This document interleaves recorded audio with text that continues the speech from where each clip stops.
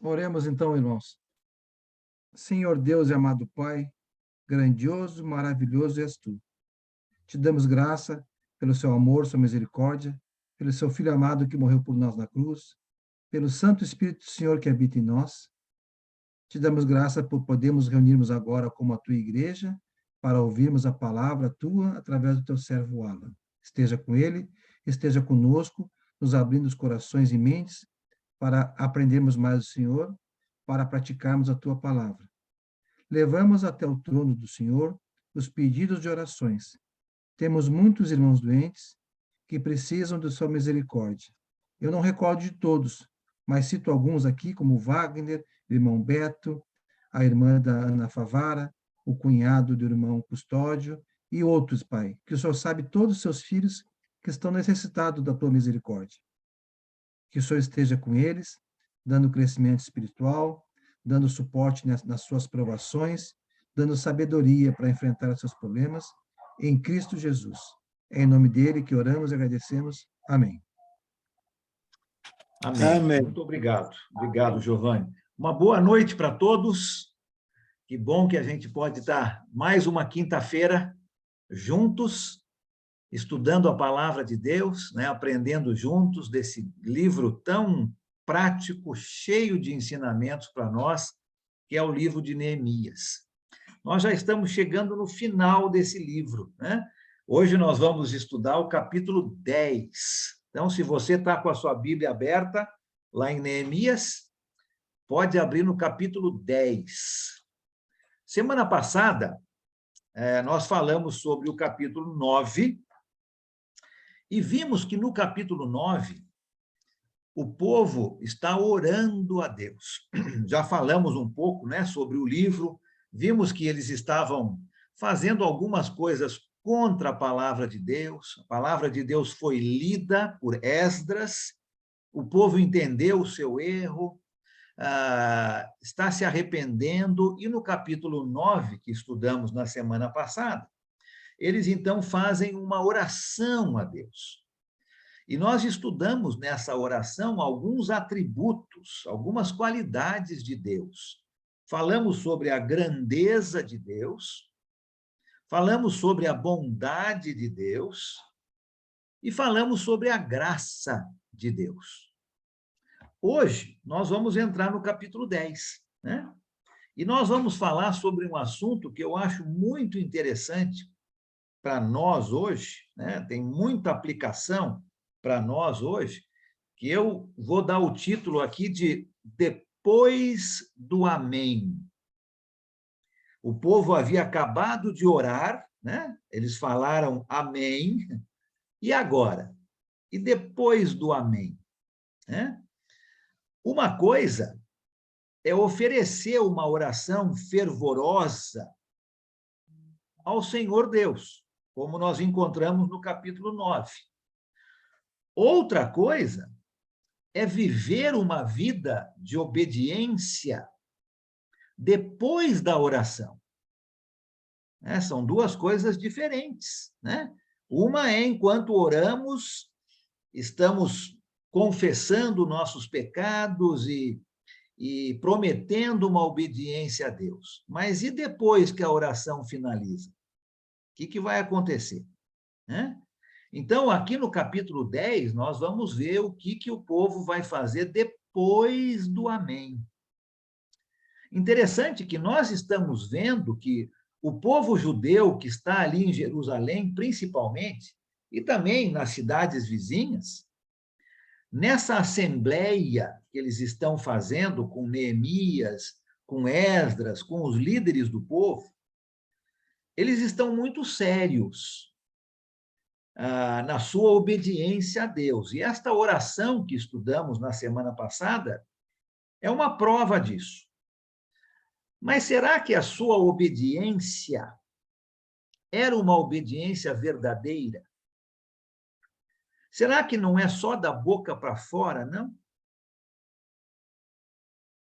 Eu quero que a gente veja no capítulo 10 algumas evidências que o povo estava sendo muito sincero. Aliás, muito sincero não, né? Sincero.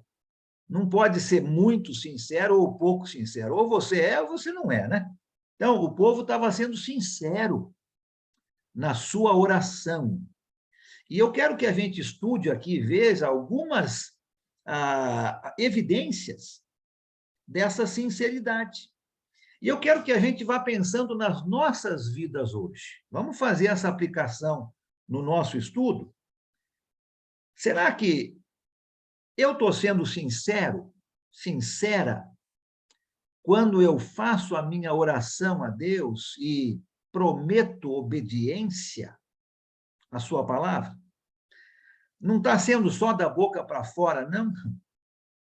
Eu quero que a gente analise nossas vidas e vamos ver se essas evidências que vamos estudar aqui no capítulo 10, se elas também não são visíveis em nossas vidas, para que nós possamos mostrar que aquilo que prometemos a Deus é real, não é só na emoção, não é só na boca para fora. Então, você vai analisar a sua vida, eu vou analisar a minha, e nós vamos ver se realmente o que estamos prometendo é algo verdadeiro, é algo real. Tá? Depois da oração, nós vamos ver aqui que o povo vai, então, prometer certas coisas, e eles vão cumprir o que eles estão prometendo. Tá? Evidências de obediência.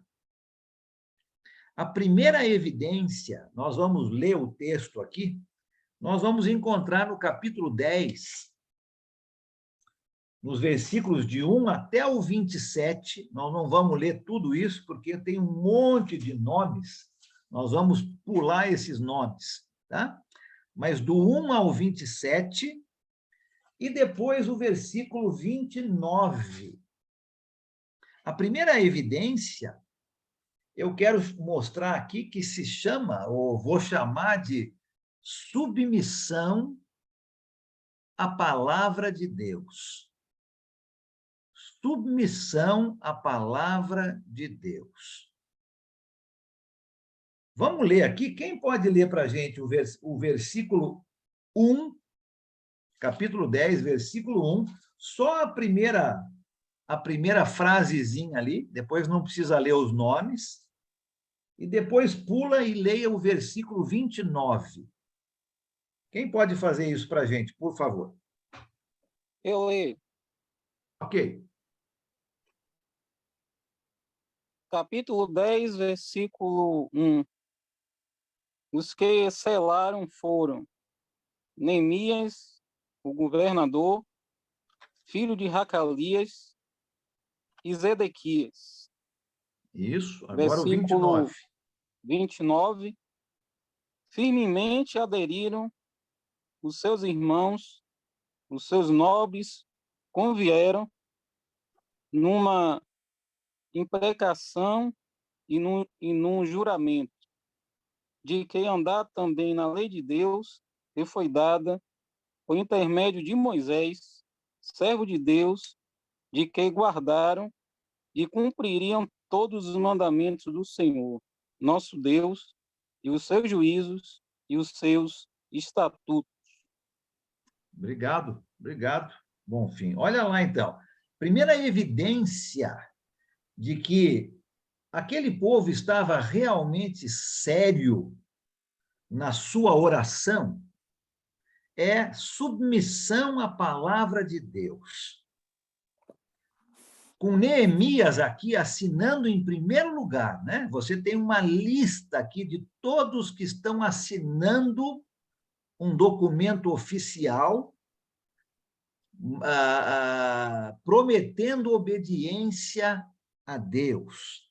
Você tem uma lista de pessoas que a gente não leu, mas você pode contar, tem 84 nomes que estão assinando essa promessa de obedecer à palavra de Deus.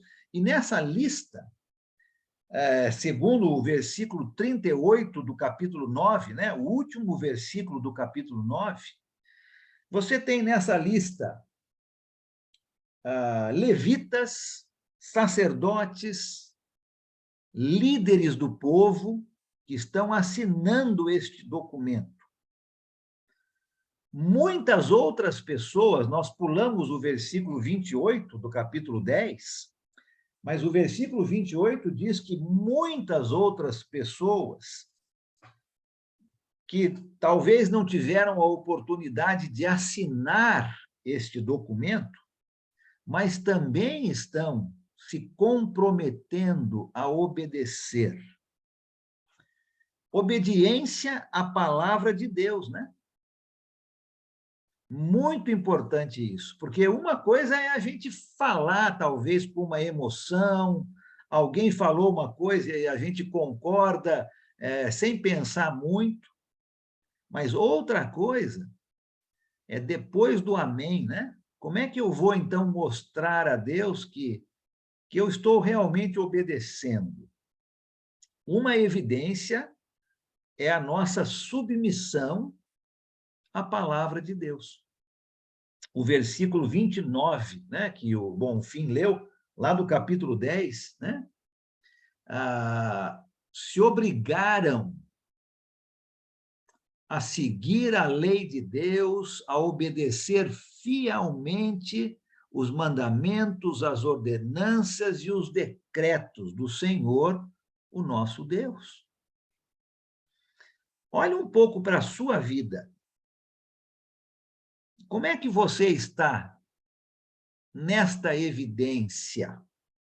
Como é que eu estou nesta evidência?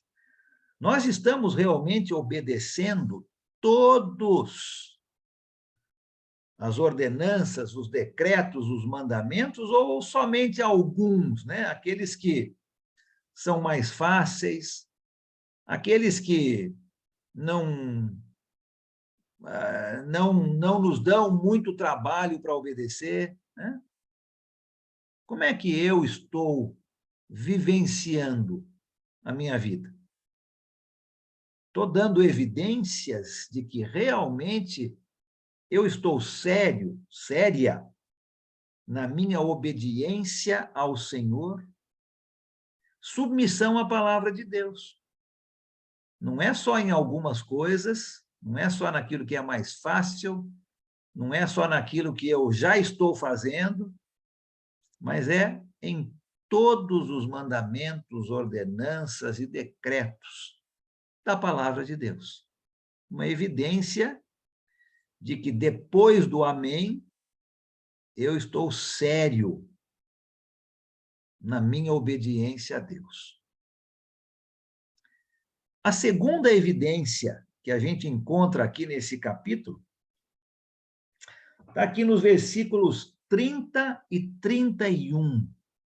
30 e 31 do capítulo 10. Quem pode ler para a gente, por favor? 30 e 31. Eu leio. Posso ler? Pode ler, sim.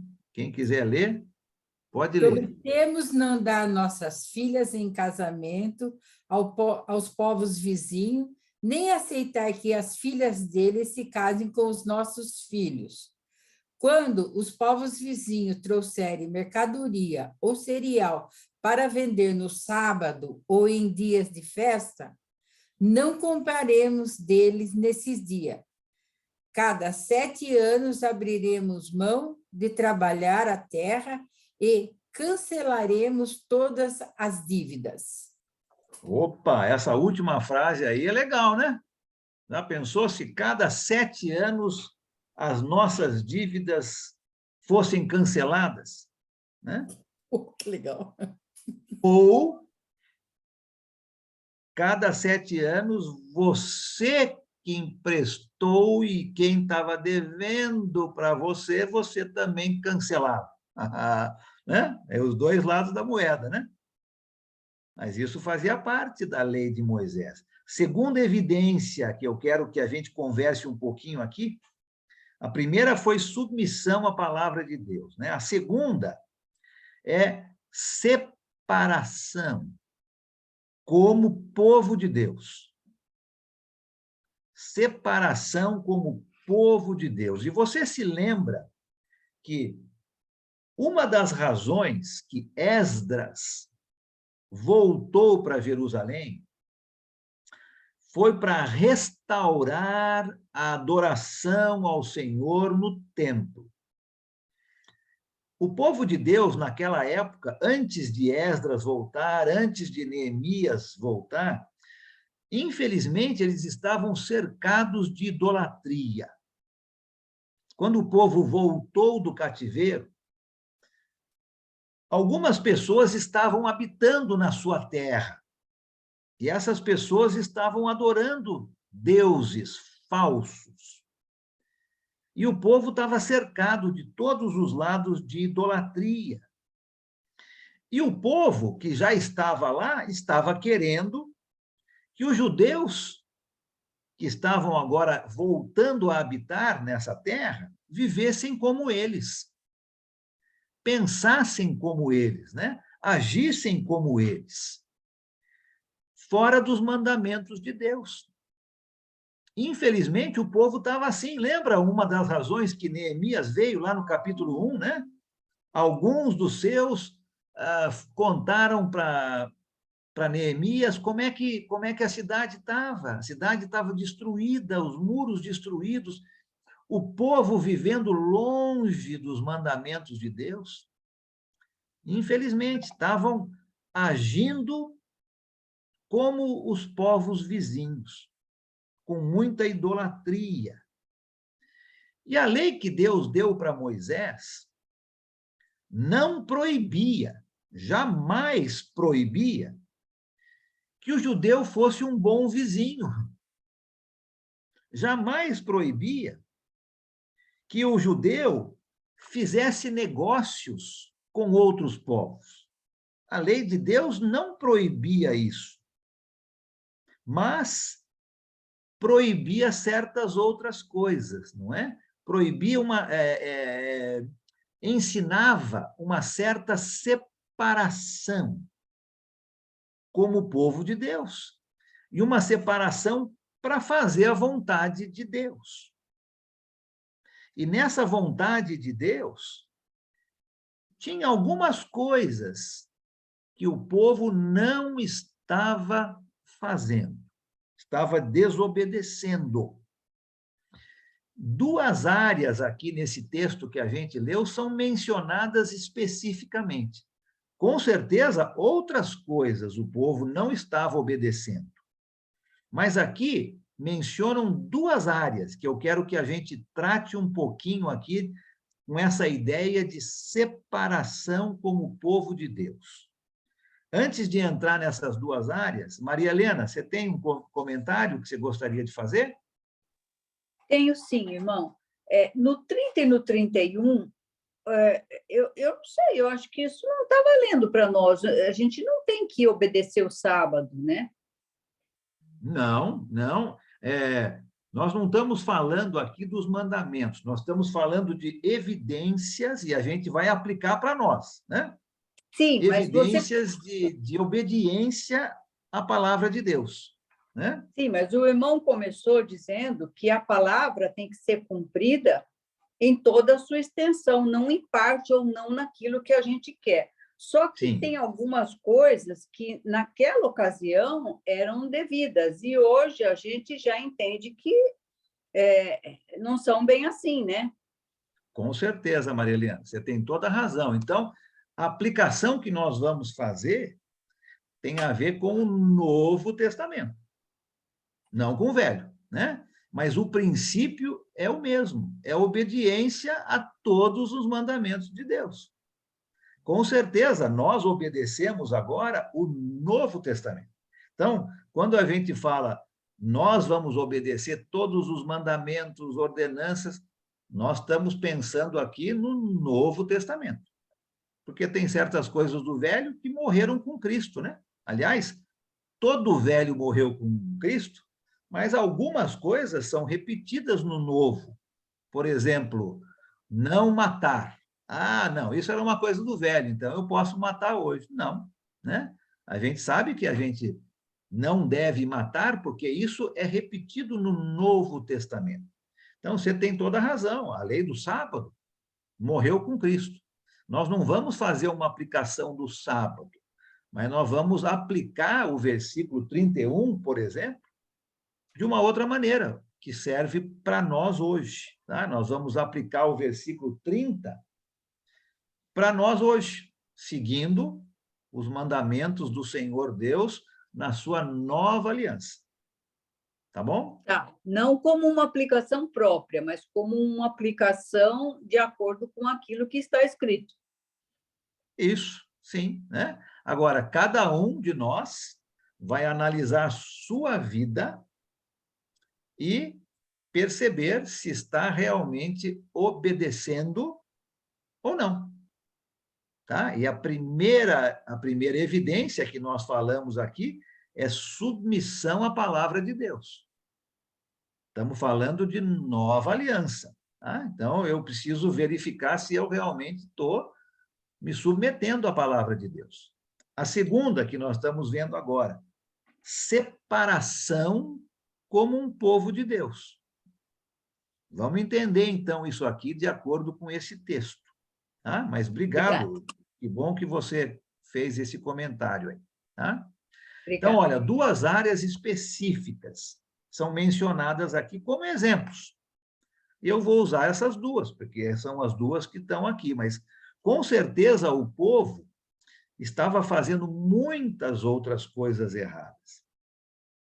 Se você for ler o livro de Esdras, que é contemporâneo com Neemias, Esdras vai falar muito mais sobre casamento, por exemplo, do que Neemias. Mas aqui Neemias menciona também no versículo 30, né?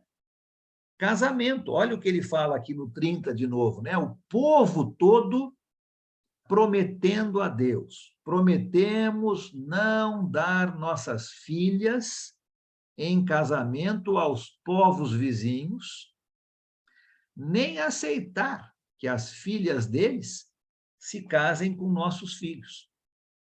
Então, como é que eu vou aplicar isso hoje, no sentido de separação como um povo de Deus? Aqui, a lei de Moisés proibia casamentos. Eu vou usar essa palavra e espero que você entenda aqui o que eu estou querendo dizer. Casamentos mistos, tá? Casamentos fora do povo judeu. Era proibido pela lei de Moisés. Tá?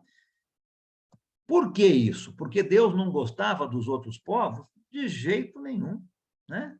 Deus sabia que se o povo começasse a se misturar com outros povos, como a gente vê muito bem isso na história do povo de Israel, eles iam começar a seguir outros deuses, praticar idolatria. Traduz isso para as nossas vidas hoje. Tá? E eu estou falando de uma maneira muito geral aqui. Um casamento com uma pessoa, vamos supor, incrédula. Tem um cristão casado com uma pessoa que não acredita em Deus, por exemplo. Tá? Vai causar muitos problemas, não vai? Muitos problemas. Os filhos que nascem desta união vão ser forçados a tomarem decisões que muitas vezes são contra a vontade de Deus. Ou, por exemplo, o cônjuge cristão, para não desagradar o cônjuge não cristão, vai tomar certas decisões e atitudes que podem desagradar a Deus, para agradar o seu marido ou a sua esposa, que não são cristãos. Né? Então, a gente aplica isso na nossa vida hoje. Hoje não existe uma lei de Deus que proíba um casamento de um cristão com uma não cristã. Mas existem certos ensinamentos, o apóstolo Paulo fala sobre isso, para que a gente tome muito cuidado, porque o resultado, na maioria das vezes, vai dar muitos problemas, né? Um quer agradar o outro, e nesse agrado, muitas vezes, a vontade de Deus acaba não sendo feita. Os filhos, e aí? Né? Nós vamos com o papai ou nós vamos com a mamãe adorar a Deus? Ou nós vamos com o papai e com a mamãe para uma praça, fazer um piquenique, porque o pai ou a mãe não acreditam em Deus, né? Então, a gente pode fazer muita aplicação aqui, e nós não vamos passar muito tempo fazendo isso. Eu acho que fica claro entendermos que essa separação como um povo de Deus é uma evidência de obediência à palavra de Deus, porque causa muito problema. Naquela época, se você for ler lá o livro de Esdras, você vai ver que o povo, então, prometeu se separar de suas esposas ou maridos que não eram judeus. Olha só que coisa difícil, né? Muito difícil. Mas o povo entendeu que estava indo contra a vontade de Deus. E fizeram, né? Nós não estamos falando isso hoje, né? Ó, você que tem um marido ou uma esposa que não é cristão, se separe, de jeito nenhum. Não é esse aqui a aplicação. Mas a aplicação com certeza, vai criar muitas situações no casamento com os filhos difíceis. Porque decisões vão ser tomadas que agradam um, agradam o outro, e muitas vezes desagradam a Deus, né? Então, dá esse exemplo de casamento. Antes de eu passar para o segundo exemplo, eu acho que o Giovanni, você queria falar algo sobre essa parte? Não sei se ajuda, irmão. Isso começou lá em Gênesis 6, quando os filhos de Deus começaram a casar com as filhas dos homens. Sim, obrigado. Né? É isso, começa lá, né? Sim, né? Aqueles descendentes, né, de Sete e os descendentes de Caim, provavelmente, né? Com certeza. Deu em muita confusão. Ah, obrigado. Segundo exemplo que é usado aqui nesse livro, no versículo 31, quando os povos vizinhos trouxerem mercadorias ou cereal para venderem no sábado ou em dia de festa, não compraremos deles nesses dias. Cada 7 anos, abriremos mão de trabalhar a terra e cancelaremos todas as nossas dívidas. Eu vou aplicar isso para as nossas vidas hoje, com fazer negócios. Fazer negócios, né? Lógico que o sábado era algo observado somente pelo povo judeu. Os outros povos não tinham esse mandamento de observar o sábado. O povo gentil tratava o sábado como qualquer dia da semana. O povo judeu tratava o sábado como um dia especial. Então, para alguns judeus, fechar a sua loja, o seu comércio, num dia de sábado, quando os gentios estavam querendo comprar, podia parecer uma perda de dinheiro. E muitas vezes era, né? Era quando o povo estava lá querendo fazer negócios e o judeu, então, precisava fechar o seu comércio num dia de sábado. O povo judeu não podia trabalhar, você lembra disso, né? No dia de sábado. E a falta de obediência a este mandamento era considerada uma evidência de uma rebelião contra Deus. E o povo estava fazendo isso. O povo estava abrindo o seu comércio em qualquer dia. Talvez o sábado fosse, para o povo gentil, um dia grande de comércio. E eles traziam suas mercadorias para Jerusalém para vender para os judeus, compravam dos judeus. Opa, Esdras chega, restaura o louvor, restaura a obediência a Deus. Neemias vem um pouco depois, está organizando o povo está lendo a lei de Deus e está vendo, opa, nosso procedimento aqui está errado. Nós estamos casando com pessoas fora do povo judeu. Nós estamos fazendo comércio num dia proibido, né? Como é que a gente aplica isso para nós hoje? Hoje não tem um dia proibido de fazer comércio, né? Inclusive o domingo.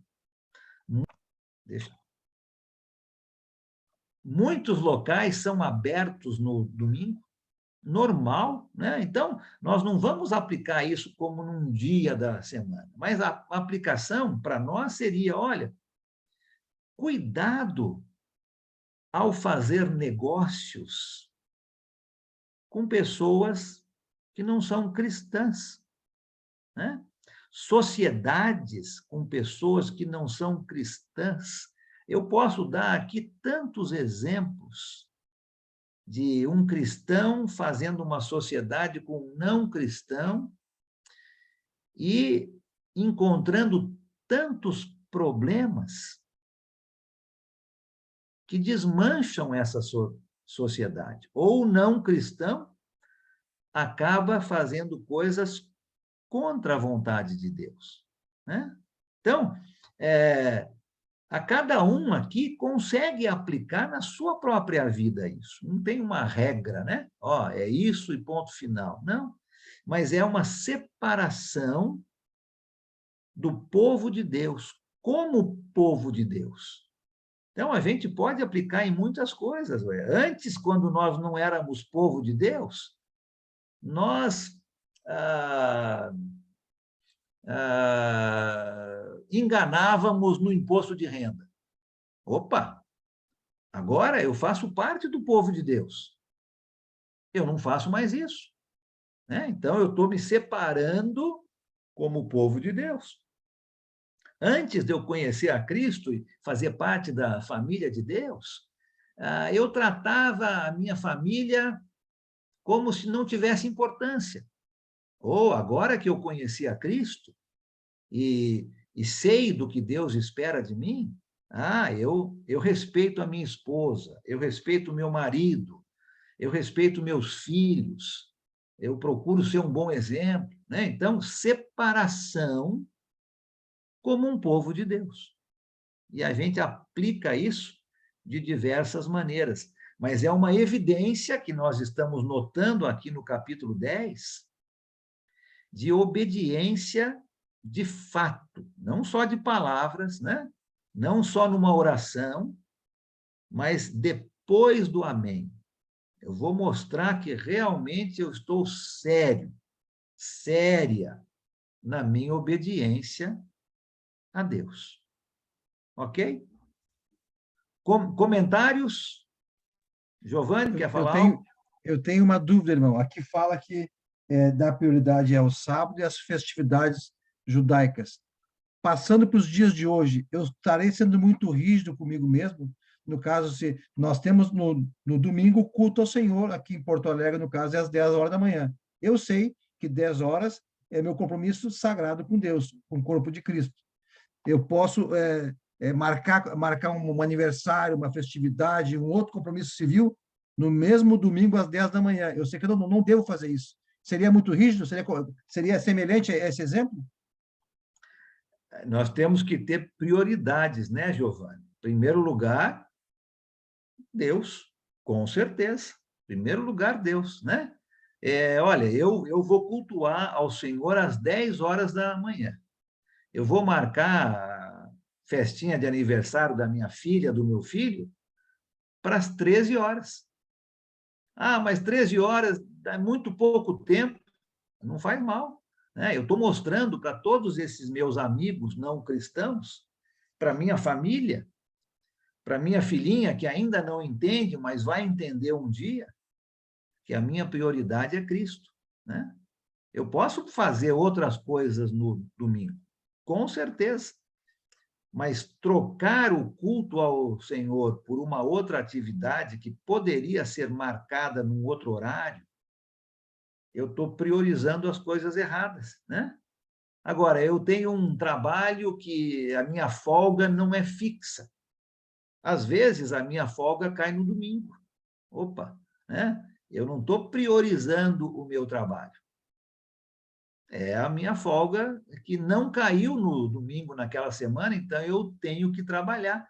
Graças a Deus que eu tenho possibilidades de cultuar o Senhor Deus à noite, com uma outra congregação. Então, eu vou trabalhar no meu horário normal, mas eu vou congregar à noite, ou vice-versa, né?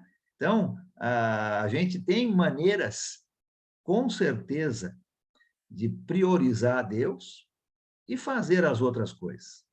Mas aí, cada um tem que analisar a sua vida e demonstrar uma evidência real, né, sólida, de obediência a Deus. Obrigado, eu corroboro com o irmão. Tá? Obrigado, Giovanni. Alguém mais quer falar alguma coisa sobre esses dois exemplos aí que Neemias está dando, né? Sobre casamento, que é o que ele fala aqui, e sobre comércio, né? E a gente pode ter vários outros exemplos. Como eu falei, com certeza, não eram só essas duas áreas que o povo de Deus estava fazendo errado, mas são essas duas que Neemias menciona. Então, por isso que eu peguei essas duas e a gente aplica para nós hoje. Tá? Oi, Ana. Eu gostaria de Oi, falar uma coisa. Robin, e aí a Ana. Sim, muito obrigada. Alan, Pode eu estou falar. lembrando aqui, você falando, dando esse exemplo, nossos filhos podiam ir para festas de aniversários no sábado, mas a gente sempre alertava eles que a gente estaria buscando mais cedo dos aniversários que aconteciam nos sábados, porque eles precisaram dormir para estar alertas e atentas no culto ao Senhor Deus. Eu lembro muito bem que você falava para eles, não, pode ir para a festa, só que a gente vai buscar você X horas, porque você tem que dormir por causa do culto amanhã. Isso, né? Obrigado, Robin, né? Prioridades, né? Não tem nada errado ir na festa. Eu lembro os meus pais, quando nós éramos adolescentes, eu e minhas duas irmãs, né? Nós morávamos num sítio na cidade de Cabreúva. Cabreúva ficava na zona rural. As nossas escolas eram em Itu, nossos amigos eram todos em Itu. Itu era uns 20 quilômetros da onde a gente morava. Minhas irmãs tinham namorados em Itu e, logicamente, queriam ficar com eles no sábado. E meus pais, eu lembro muito bem falando, pode ir sim, só que eu vou buscar vocês às 10 horas da noite no sábado. Ah, mas papai, 10 horas da noite, quando está todo mundo chegando, todo mundo começando, não faz mal. 10 horas da noite, que nós vamos voltar para Cabreúva, vamos dormir, domingo de manhã, vamos cultuar o Senhor, né? Eu lembro muito bem disso, tanto é que os dois, né, os namorados, por causa desse bom exemplo, graças ao Senhor Deus, obedeceram, foram batizados, né? Prioridades, com certeza, dá para a gente fazer, mas temos que priorizar a nossa obediência ao Senhor, né? Oi, Ana. Então, falando sobre o casamento que Deus não queria, eu penso assim, tem uma jovem na minha igreja que era da igreja, tudo, se casou com uma pessoa que não era cristão, com 3 crianças agora, se separaram, e agora ela corre essa consequência. Ela é jovem e não pode casar mais, né? Porque daí nós temos isso. E o que aconteceu? Se ela tivesse, né, esperado, seguido e buscado alguém dentro da igreja, no caso, os israelitas dentro da ordem de Deus, isso talvez não tivesse acontecido, porque os dois estariam andando juntos. Agora, ela com 3 crianças, jovem, e não pode casar mais. Sim.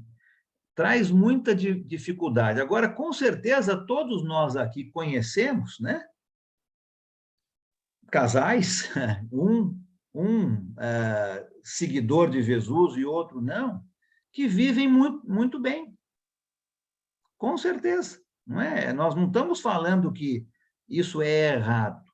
O que eu estou dizendo aqui é que é perigoso, porque pode trazer muita dificuldade, como na maioria dos casos acontece, né? Dificuldades com o próprio casal, dificuldades com filhos, né? Dificuldades até em maneiras de criar os filhos, e aí, né? Vai para a igreja? Não, não vai. Vai ficar comigo? Não, vai comigo. Então, cria muita dificuldade. Tá? Então, é isso que a gente tem que pensar para cada um de nós. Tá? Tem mais 2 aqui, o Chaves e a Cleonice, e aí vamos partir para a terceira evidência, só por causa do nosso tempo aqui. Né? Pois não, Chaves? Interessante que eu estava lendo o versículo 1 e o versículo 31. No versículo 1, o que eu pude entender é que quem está fazendo a aliança é o povo com Deus, e não Deus com o povo. Se eles estão renovando, não sei, mas o versículo deixa claro quando ele diz assim, ó, estabelecemos a aliança fiel e o escrevemos. Então, é eles estabelecendo a aliança com Deus. Então, é fácil entender o 31, porque eles estão prometendo, como o senhor disse, será que eles abririam mão em perdoar os seus devedores a cada 7 anos, a cada período de 7 tempos?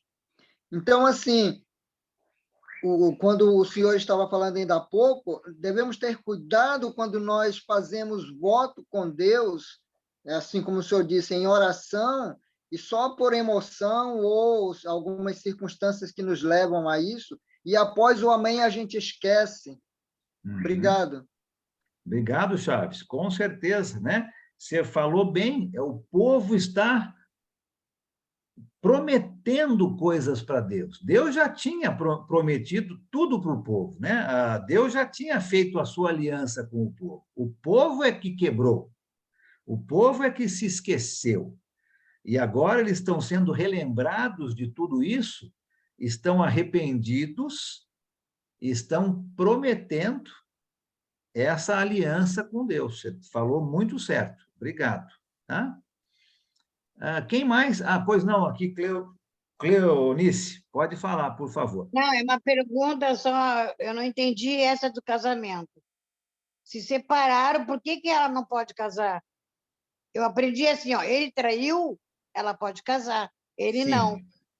Sim, mas nesse caso aqui que estava dizendo, não houve isso, né? Então, eu não vou entrar nessa parte de casamento aqui, porque senão a gente fica até altas horas da manhã e nem conseguiu entrar no assunto, né?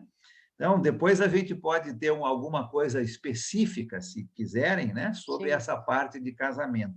Mas aqui, nessa situação, infelizmente, uma separação por motivos não bíblicos, aí não pode casar de novo. Tá? Sim. Olha lá, terceira evidência de obediência de fato, obediência concreta, real a Deus, está no final do capítulo, versículos 32 ao 39. E eu vou chamar disso aqui de sustento à casa de Deus. Nossas ofertas, tá? Sustento à casa de Deus. A primeira é submissão à palavra de Deus. A segunda é separação como povo de Deus. E agora, o sustento pela casa de Deus. Vamos ler esse texto e vamos fazer umas aplicações para nós hoje também. Quem pode ler para a gente, então? É um texto um pouquinho maior aqui. São poucos versículos, mas os versículos são todos bem grandes, né? Cada um deles. Então, quem pode ler o 32 ao 39, por favor? Eu leio.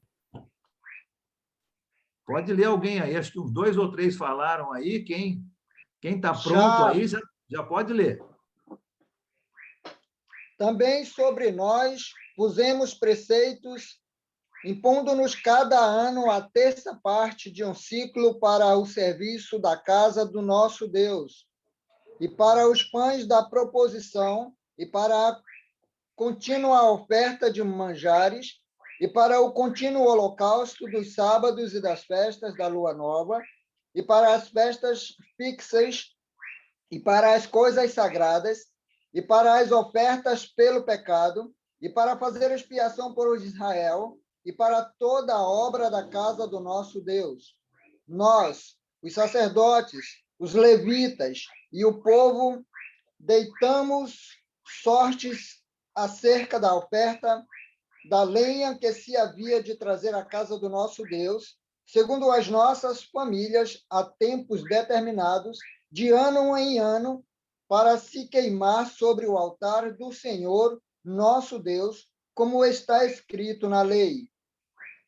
E que também trabalhamos, e que também traríamos as primícias da nossa terra e todas as primícias de todas as árvores frutíferas de ano em ano à casa do Senhor. Os primogênitos dos nossos filhos e os do nosso gado, como está escrito na lei, e que os primogênitos das nossas manadas e das nossas ovelhas traríamos à casa do nosso Deus, aos sacerdotes que ministram nela. As primícias da nossa massa, as nossas ofertas, o fruto de toda a árvore, o vinho e o azeite traríamos aos sacerdotes, as câmaras da casa do nosso Deus. Os dízimos da nossa terra, aos levitas, pois a eles cumpre receber os dízimos em todas as cidades onde há lavoura. O sacerdote, filho de Arão, estaria com os levitas quando estes recebessem os dízimos, e os levitas trariam os dízimos à casa do nosso Deus, às câmaras da casa do tesouro. Porque aquelas câmaras, os filhos de Israel e os filhos de Levi, devem trazer ofertas do cereal, do vinho e do azeite, porquanto se acham ali os vasos do santuário, como também os sacerdotes que ministram, e os porteiros e os cantores, e, assim, não desampararíamos a casa do nosso Deus. Palavra do Senhor. Obrigado, Chaves. Um texto bem grande ali, com algumas palavras difíceis, mas resumindo, eles estão ali sendo relembrados pela lei de Deus, A lei foi lida, lembra, por Esdras, e eles ouviram, estão entendendo o quanto errado eles estavam, e agora estão prometendo que iriam cumprir os mandamentos de Deus. E dentro desses mandamentos haviam vários que se referiam a sustentar a casa de Deus. E na leitura que o Chaves fez, você notou que a frase "a casa de Deus" é repetida várias vezes. Várias vezes. Nós sabemos que Deus não mora em prédios. Deus não mora em casas que nós construímos, mas a maneira como nós cuidamos desses locais aonde a igreja se reúne, seja numa casa, seja num prédio, a maneira como nós cuidamos da casa de Deus é uma indicação de como nós pensamos sobre o nosso Deus. Se nós não temos cuidado com o prédio, com a casa, acredito que nós estamos, de uma certa maneira, pensando da mesma maneira sobre o nosso Deus. Agora, se cuidamos bem, né? Deixamos tudo em ordem, alguém chega mais cedo, varre, prepara, deixa tudo bonito, põe umas flores, não é? Isso indica, dá uma indicação de que nós também pensamos dessa maneira, com todo esse cuidado e carinho sobre o nosso Deus. E aqui o povo judeu está sendo relembrado, está prometendo esse sustento para com a casa de Deus. E naquela época, a lei era diferente, né? Como a Maria Helena muito bem lembrou, né? Mas aqui, esse sustento se dava em certas áreas que nós vimos aqui. Uma delas era um tipo de imposto que todo judeu tinha que dar para ajudar o templo. Você lembra até quando Jesus veio, ele tinha que pagar o imposto do templo, lembra? E ele fala para Pedro, Pedro, vai lá, pesca um peixe e dentro da boca do peixe você vai achar uma moeda para pagar o meu imposto e o seu. Né? Jesus está cumprindo, era a lei. Né? Então, o povo judeu aqui está prometendo esse sustento através de impostos que eles pagavam para o templo, através de ofertas que o povo fazia e trazia para a casa de Deus, através dos primeiros frutos.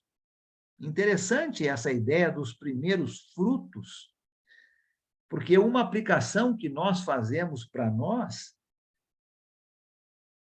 é que Deus sempre tem que estar em primeiro lugar. Sempre.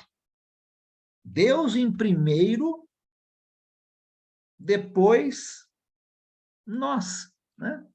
Então, a nossa oferta, quando é planejada, a oferta sempre tem que estar em primeiro lugar. São os primeiros frutos. Hoje nós não trazemos cereal, o fruto das árvores. Hoje não é isso que a gente traz como nossa oferta, mas o princípio continua igual, né? O princípio dos primeiros frutos. Primeiro para Deus, depois para nós. E uma outra maneira que a gente vê aqui que eles ajudavam no sustento da casa de Deus era através do dízimo. O povo judeu dava 10% de tudo que eles produziam. Tudo, do seu gado, das suas ovelhas, das suas plantações, tudo. 10%. Olha, o povo judeu hoje, a gente tem muita gente até que gosta de fazer umas piadinhas, contar uma história, né? Que o povo judeu é muito mão fechada, né? Olha, na palavra de Deus, o povo judeu é mão aberta. O povo judeu ofertava muito ao Senhor Deus. Hoje nós não temos na nova aliança um mandamento que nos obriga a dar uma certa quantia. Nós temos um mandamento que nos obriga a ofertar, né? Cada um ponha de parte em casa. Então, não é se eu quero ou não. Eu tenho que ofertar. Mas a quantidade é entre eu e Deus, entre você e Deus. Uma coisa para a gente pensar aqui, né? A nova aliança é muito superior à velha aliança, não é mesmo? Concordam comigo que a nova aliança é muito superior à antiga? Então, se o povo judeu dava 10%, quanto é que nós, cristãos, na nova aliança devemos dar, né?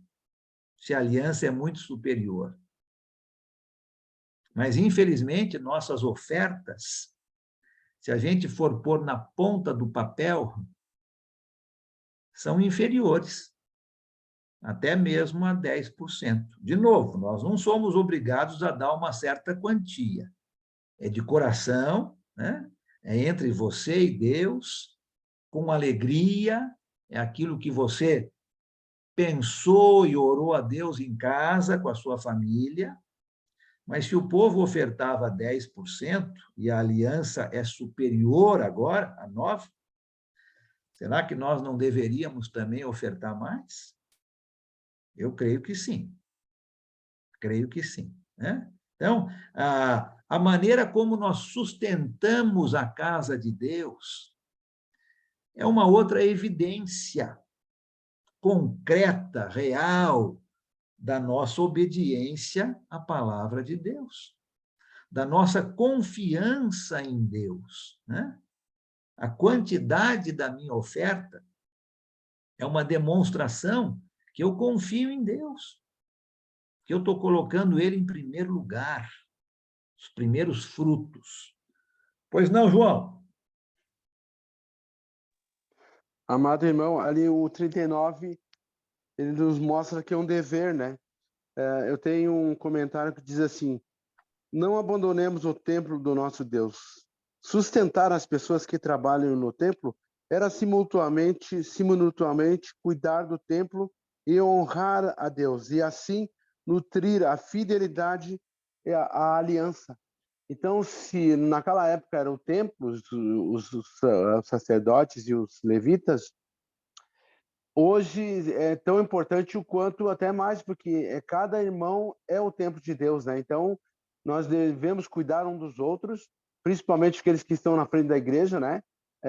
Com ofertas generosas para que ninguém seja desamparado, né? Então, assim a igreja de Deus caminha com fidelidade cada vez mais forte nessa questão aí.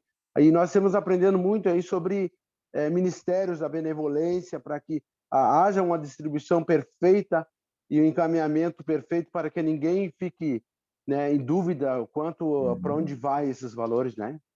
Sim, sim. Obrigado, João. Com certeza, né? É muito importante isso. E, de novo, a nossa oferta ao Senhor é individual, ninguém precisa saber e não deve saber quanto o outro oferta, isso é entre a pessoa e Deus, mas a maneira como nós sustentamos, ofertamos, é uma evidência concreta, real, não é só da boca para fora, né? Da minha obediência à palavra de Deus. Tá? Então, 3 evidências nós notamos aqui nesse texto, depois do amém. O povo, no capítulo 9, fez uma oração fervorosa a Deus. Muito importante, não é? Muito bonito o que eles estão fazendo. Mas podia ter ficado só na oração, sem ação depois. Mas não é o que nós estamos vendo. O povo, depois da oração, depois do amém, demonstrou na prática que o que eles oraram com propriedade, né? Com verdade, e vão agora mostrar os frutos da sua oração, com algumas evidências. A primeira, na submissão à palavra de Deus. A palavra de Deus diz isso, eu vou cumprir. Submissão à palavra de Deus. A segunda, essa separação como um povo de Deus. E a terceira, nesse sustento da casa de Deus, né? Nossas ofertas. Aqui nós costumamos falar em oferta e a gente pensa só em dinheiro. Não é, né? Dinheiro faz parte das nossas ofertas a Deus, com certeza. Mas a nossa oferta a Deus é muito mais do que dinheiro, né? É o nosso tempo, são nossos talentos, nossos dons, nossa família, nosso carro, que muitas vezes é usado para o trabalho do Senhor, né? Nossa casa, para receber pessoas. Nós estamos falando de oferta de várias coisas, né? Inclui a nossa contribuição financeira. Mas é uma evidência da nossa obediência real e concreta. Dessa maneira, nós demonstramos para Deus que nós somos irmãos, irmãs, filhos e filhas leais, né? Obedientes, sinceros, querendo, de fato, fazer a vontade de Deus. E não só da boca para fora, mas de verdade. Eu acho muito interessante esse capítulo 10. Podemos fazer muitas aplicações para nós, né? E cada um aqui, então, pense em si, pense em você, né? Eu estou realmente demonstrando na prática a minha obediência a Deus? Ou é só da boca para fora? É só na emoção de uma oração fervorosa que eu prometo certas coisas, mas fica só na oração, né? Não, não deve ser assim. Tem que ter o depois do amém. Mostrar evidências de obediência, submissão à palavra de Deus, separação das coisas do mundo e sustento à obra de Deus. Tá bom? Alguém quer falar alguma coisa sobre isso? Nosso tempo, como corre aqui, né? Passa muito rápido. Mas se alguém quiser falar alguma coisinha, fique à vontade ainda, senão nós vamos fazer a nossa oração final.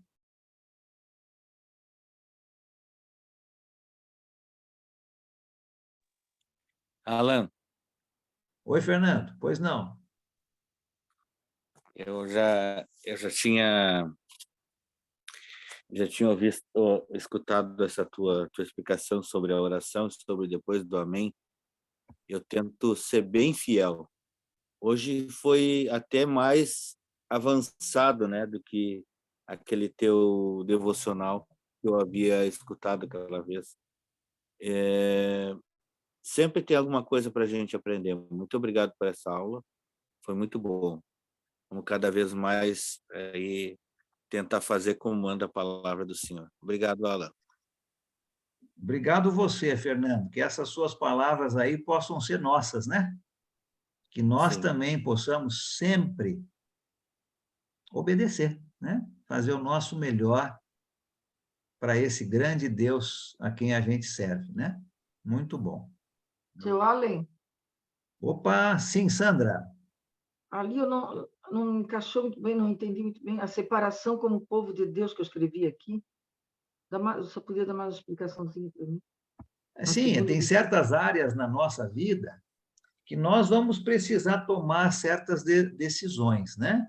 Um dos exemplos que Neemias deu aqui foi em relação a negócios, né? Então, naquela época, o judeu não podia usar o sábado, então ele tinha que, para obedecer, ele fechava a sua lojinha, fechava o seu comércio, mesmo que fosse o dia mais rentável, ele fechava o seu negócio ali. Para nós, hoje, não existe um dia, mas as aplicações podem ser as mais variadas possíveis, pensando nessa parte aí de negócios, a nós tomarmos cuidado, né, com quem nós fazemos negócios, com quem nós fazemos parcerias, né, para não irmos contra a vontade de Deus.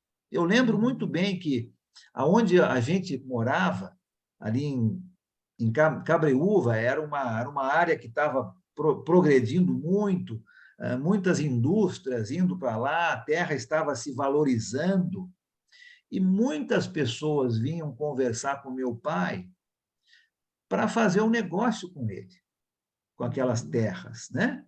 E eram coisas muito rentáveis, com certeza. Mas em todas as propostas tinha restaurante, por exemplo. E aí? Restaurante que não vende bebida alcoólica, não dá lucro, né? E meu pai era radicalmente contra. Ok, vamos fazer aqui, mas não vai ter bebida alcoólica. As pessoas caíam fora, né? Então, a gente tem que tomar cuidado com certas parcerias de negócios, porque muitas vezes nós vamos entrar numa situação e ou a gente vai ter que desagradar a Deus para agradar o nosso sócio, a nossa sócia, ou a gente vai acabar fazendo alguma coisa errada, né? Então, a gente faz as aplicações individuais, tá? Foi mais nesse sentido aí, tá, Sandra? Obrigada, querido, obrigada. Muito bem, é bastante coisa, né? O livro de Neemias é muito rico em coisa muito prática para nós, né? Um livro que foi escrito mais ou menos aí no ano 400 antes de Cristo, nós estamos no ano 2000, então 2.400 anos atrás. E é tão atual, né? Nós passamos por essas mesmas dificuldades aqui que o povo estava passando, né? A Bíblia é um livro atual, é um livro que fala a todas as gerações, né? E Foi tem 400 anos muita antes de lição Cristo. prática, né? 400 anos, né? 400 anos antes de Cristo. Foi a época que nós estamos aqui. Está um pouquinho antes, né? Estamos colocando uma data aqui um pouquinho mais genérica, mas por volta desses anos aí, tá? Tá, obrigada. Chaves, pois não, e aí depois do Chaves nós vamos fazer a nossa oração final. Depois do Chaves nós vamos passar a chave aqui e vamos fazer a nossa oração final. É só uma pergunta, a gente vê lá em Atos, irmãos vendendo terreno e doando para a congregação.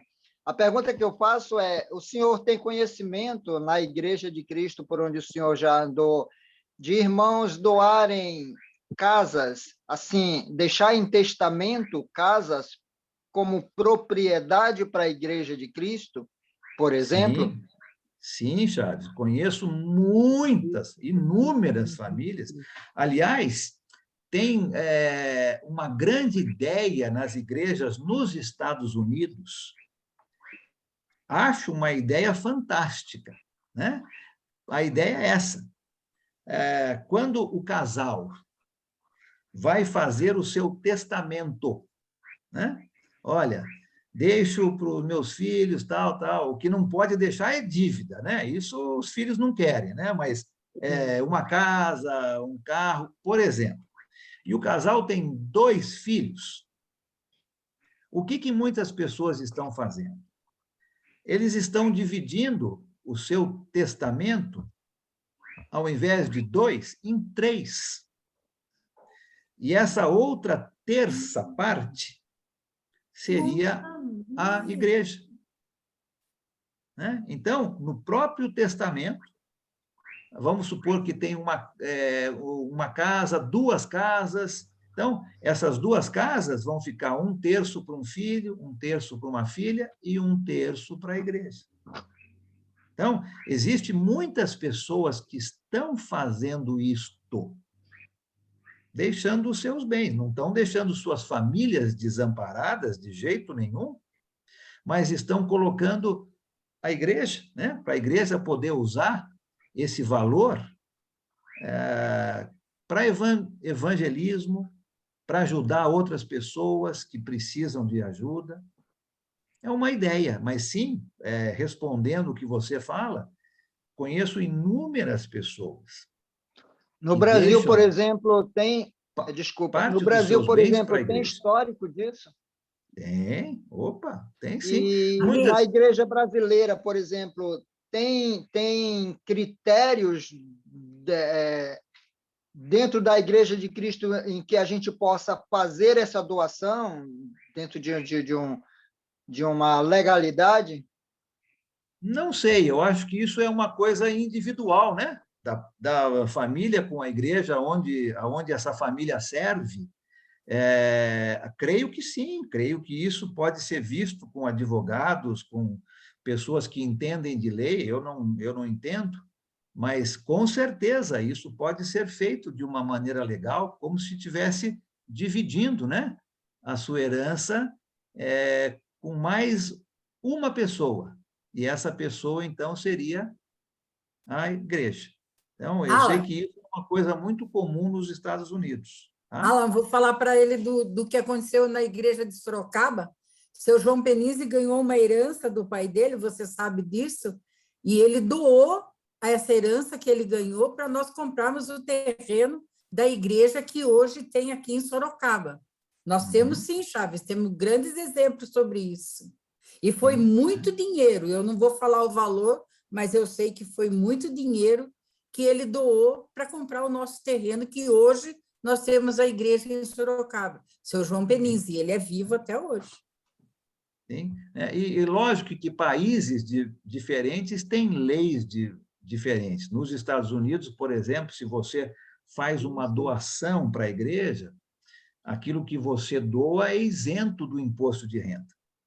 Aqui no nosso país, acredito que não. Né? Então, tem leis aí diferentes em países, mas isso não impede da igreja aqui, né? Daquelas famílias que quiserem, isso é uma coisa individual, né? Não é lei, de realmente ofertarem coisas a mais para ajuda com pessoas na igreja, com evangelismo, com todas essas coisas, né? Com certeza. Podemos pensar muito mais, a gente não pensa muito nisso, né? E com certeza deveríamos. Cada um dentro da sua limitação e cada um dentro da sua possibilidade. Tá bom? Muito bom. Olha, muito obrigado pelos comentários, por tudo que foi falado, é excelente. Eu gosto muito quando a gente troca essas ideias e isso enriquece muito a todos nós. Tá? Vamos fazer a nossa oração agora final, né, para terminarmos essa parte aqui.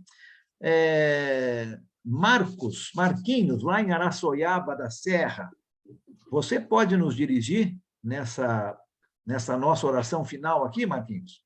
Sim. Vamos orar, então. Oremos. Nosso Deus, nosso Pai, Pai de nosso Senhor, Salvador, Jesus Cristo, te damos graça pelo teu amor, te damos graça pelo teu perdão, Pai, pela tua misericórdia, Senhor, pela tua presença do teu Espírito Santo em nossas vidas, Pai. Pai, te agradecemos por essa aula que tivemos essa noite, Pai, e ajuda, Senhor, tanto a mim quanto a todos nós que participamos dessa aula, Pai, que nós possamos estar crescendo mais e mais no teu conhecimento, Senhor, que nós possamos estar sendo cada vez mais reverentes e submissos ao Senhor, Pai, fazendo o máximo que nós pudermos para te agradar, Pai, pois isso é bom e agradável a ti, Pai, que nós possamos ser servos dedicados ao Senhor, Pai, ser verdadeiros adoradores do Senhor, Pai. Nos ajuda a ter essa compreensão, Pai. Obrigado pelas explanações do irmão Alan, Pai, que ele trouxe para nós, Pai, e que nós realmente possamos viver segundo a tua vontade, Pai.